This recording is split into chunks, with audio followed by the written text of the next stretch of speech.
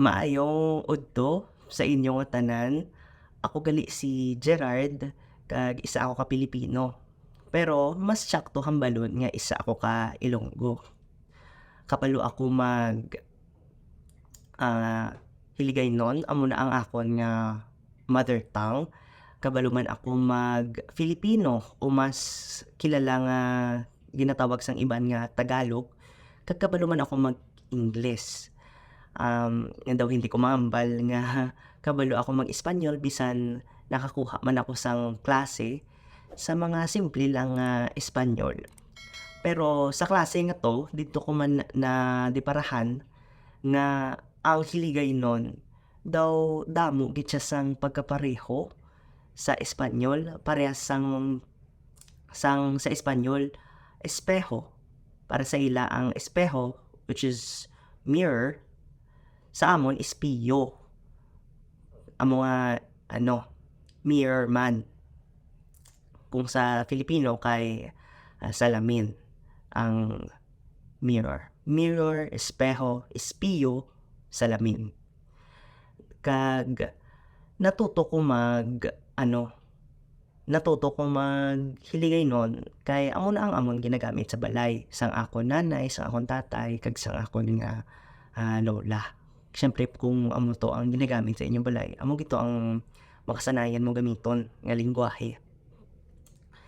Kag pagdako ko dito ko natuto sang iban pa nga mga lengguwahe sa eskwelahan.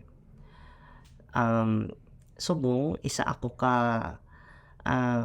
speech communication nga estudyante diri sa University of the Philippines, Diliman. Kag sa tuod lang diri sa UP ang akon nga eskwelahan, nabudlayan akong fit in kay hindi ko sagad mag-Filipino or Tagalog. Mas komportable gid ko maggamit sang akon nga mother tongue, sang hiligaynon. Amo nga nangita gid ko sang paagi nga tani makakita ko sa mga tao nga makaintindi sakon nga kabalo man maghiligaynon parehas sakon. Kag amo na ang ginhimo ko.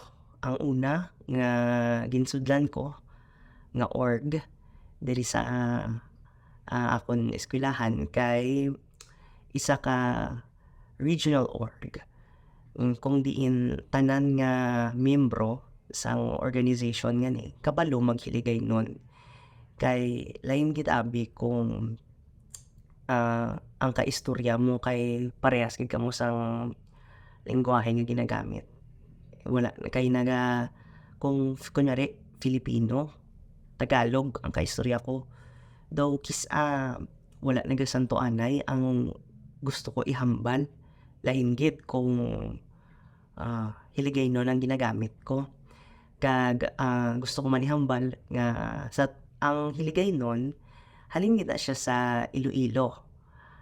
Isa ka lugar sa Visayas diri sa Pilipinas. Tapos dira gid nag-umpisa ang hiligaynon. Siguro tingala man kamo nga kami nga mga taga Mindanao kabalo man kami maghiligaynon. Di kay ang akon nga mga lolo kag lola halin man sila sa Iloilo. Pero sang nagdako sila, nagdesisyon man sila nga magsaylo sa Mindanao. Dason doon na sila nagbuo sa mga pamilya nila. Kag dito na sila star. Kag amo to ang isa sa mga eksplanasyon kung paano nakalabot man sa Mindanao ang lengguwahe nga hiligaynon. Kag hindi man gid pirmi gid gani. Pirmi kami ginahambalan nga ang pamaagi sang pag-istorya namon puno gid sang lambing sa ginahambal nila. Amo to. Tapos